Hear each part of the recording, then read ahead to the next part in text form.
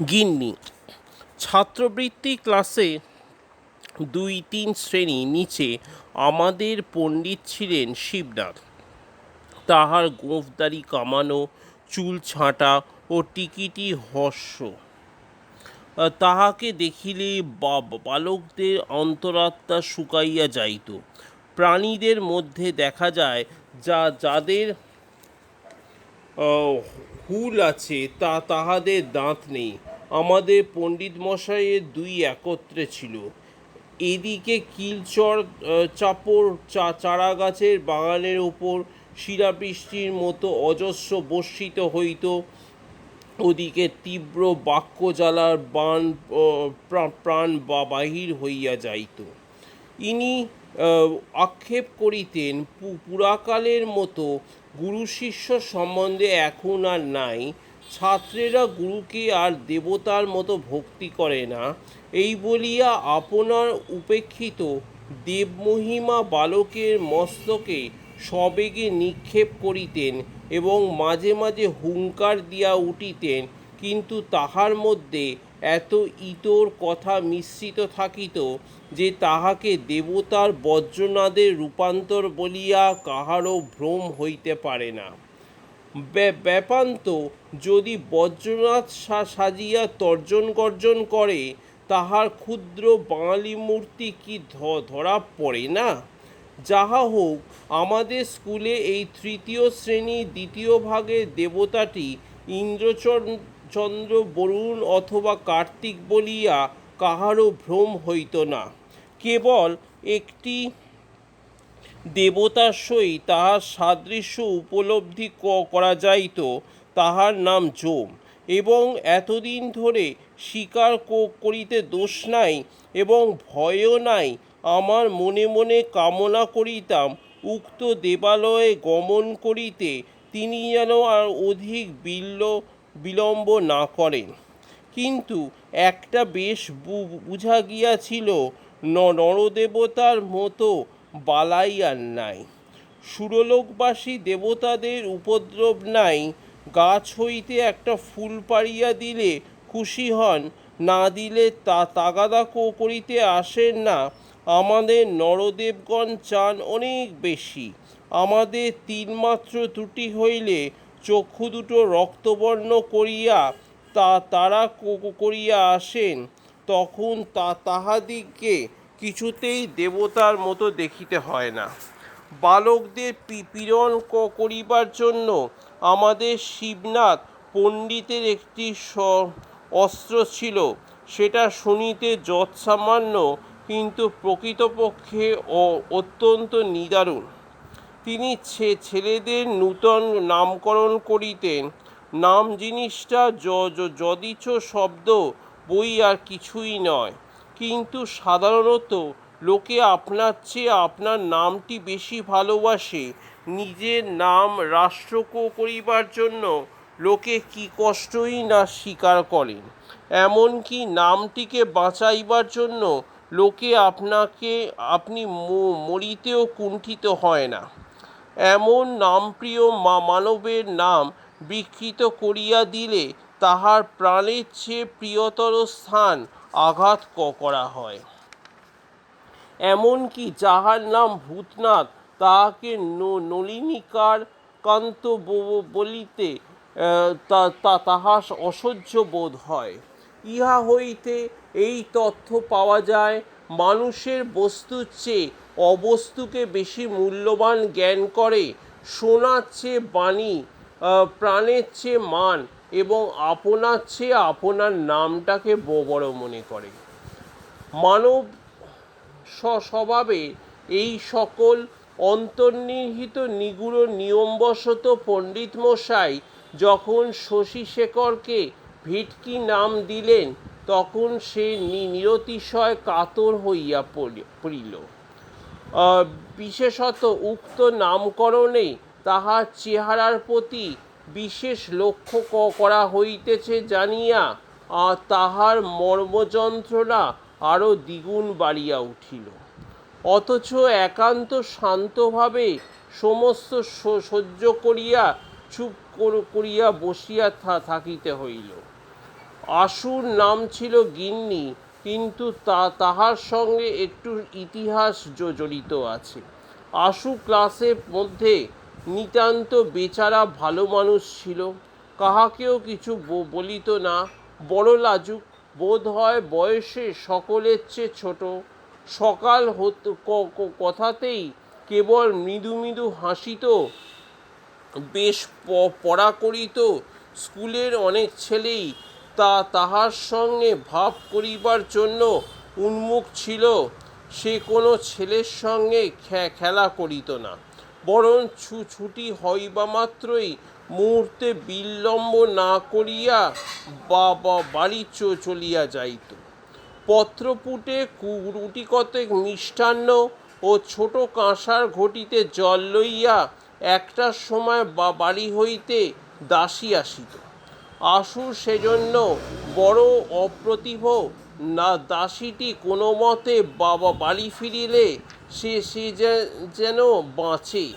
সে যে স্কুলের ছাত্রের অতিরিক্ত আর একটা কিছু, যে এটা যে স্কুলের ছেলেদের কাছে প্রকাশ করিতে যেন বড় অনিচ্ছুক। সে যে বাড়ির কেহ, সে যে বাপ মায়ের ছেলে, ভাই বোনের ভাই, এটা যেন ভারী একটা গোপন কথা। এই সঙ্গীদের কাছে কোনো মতে প্রকাশ না হয়, এটা তার একান্ত চেষ্টা। পড়াশোনার সম্বন্ধে তাহার আর কোনো ত্রুটি ছিল না। কেবল একদিন ক্লাসে আসিতে বিলম্ব হইলে এবং শিবনাথ পণ্ডিত তাহার কারণ জিজ্ঞাসা করিলে সে যেন সদুত্তর দিতে পারিত না।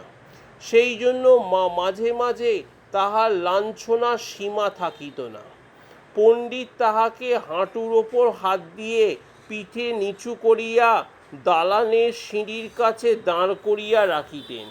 চারিটা ক্লাসের ছেলে সেই লজ্জাকাতর হতভাগা বালককে এইরূপ অবস্থায় দেখিতে পাইত। একদিন গ্রহণের ছুটি ছিল। তাহার পরদিন স্কুলে আসিয়া চৌকিতে বসিয়া পণ্ডিত মশাই ঘরের দিকে চাহিয়া দেখিলেন, একখানি স্লেট ও মসি চিহ্নিত কাপড়ের থলির মধ্যে শম্ভু মিত্রের কিছু উক্তি। শম্ভু মিত্র ও সৎ নাট্য শাওলি মিত্র। মধ্যবিত্ত অধ্যুষিত এই বঙ্গদেশে মধ্যবিত্ত মানুষের প্রতাপ প্রবল। নদিয়ার যুবক নিতাই অতি তীক্ষ্ণ বুদ্ধিমন্ত ছিল।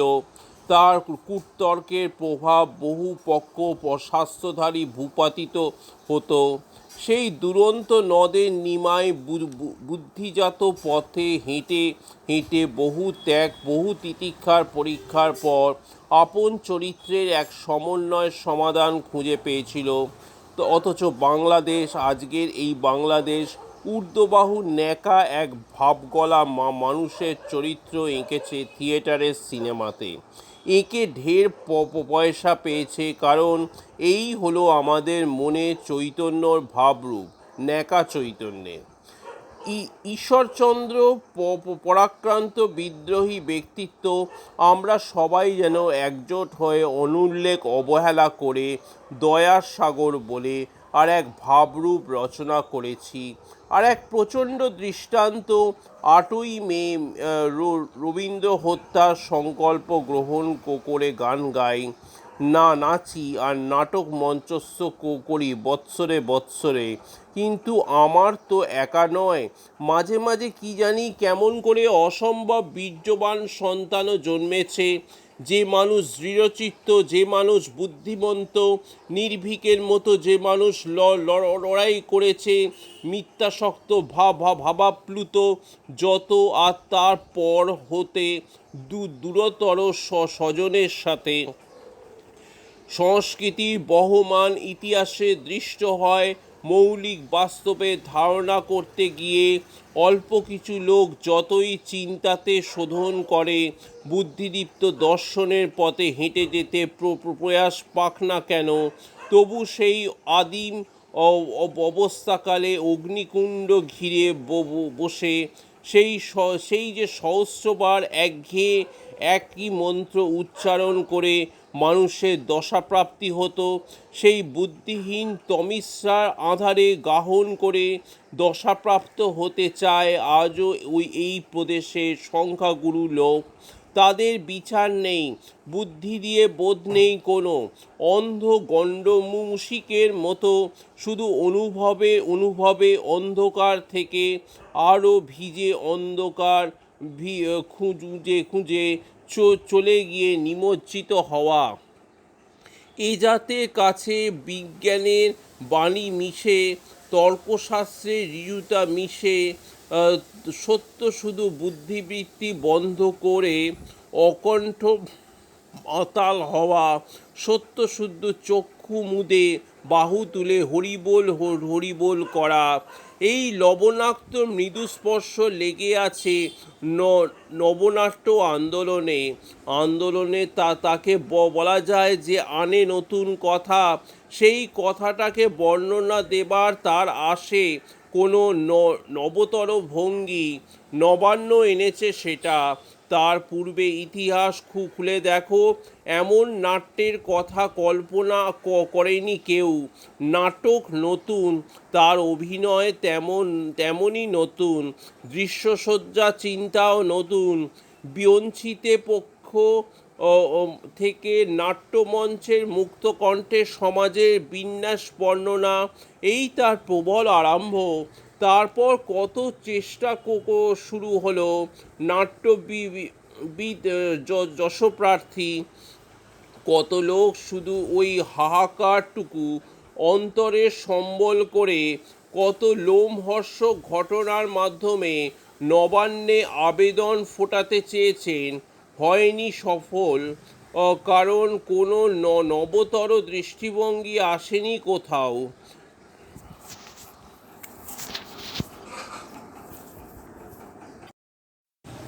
সমাজসেবা, স্বামী বিবেকানন্দ, স্বামী বিশ্বাসানন্দ।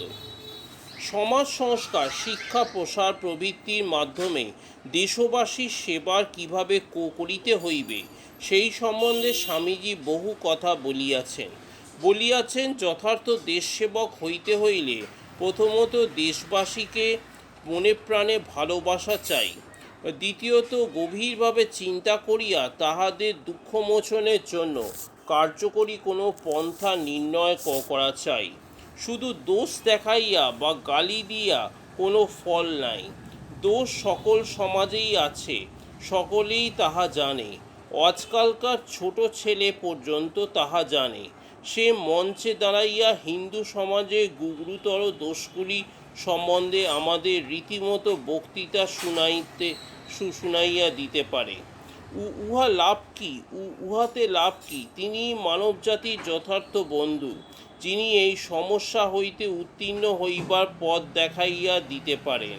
তৃতীয়ত নিজের দিকে একবার না তাকাইয়া ওই কার্যসাধনের জন্য মনে প্রাণে ব্রতী হওয়া চাই, তাহা হইলে সেবা সফল হবেই। স্বামীজি নিজ জীবনে এই দেশসেবার আদর্শ দেখাইয়া গিয়াছেন। দেশবাসীর প্রতি তাহার ভালোবাসা পরিমাপ করা যায় না। পাশ্চাত্য দেশ হইতে ভারতে ফিরিয়া আসিয়া তিনি বলিয়াছেন, যদি এই জাতীয় অর্ণপোতে আমাদের এই সমাজ ছিদ্র হইয়া থাকে, আমরা তো এই সমাজের সন্তান, আমাদিগকেই উহা বন্ধ করিতে হইবে। আমি তোমাদের নিকট আমার সমুদয় উদ্দেশ্য বলিতে আসিয়াছি, তো যদি তোমরা শুনো, আমি তোমাদের সহিত কার্য করিতে প্রস্তুত।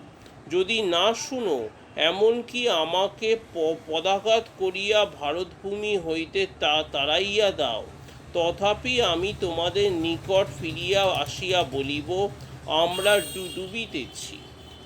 যদি ডুবিতে হয় তবে আমরা যেন সকলকে একসঙ্গে ডুবি, কিন্তু কাহারও প্রতি যেন কটূক্তি প্রয়োগ না করি।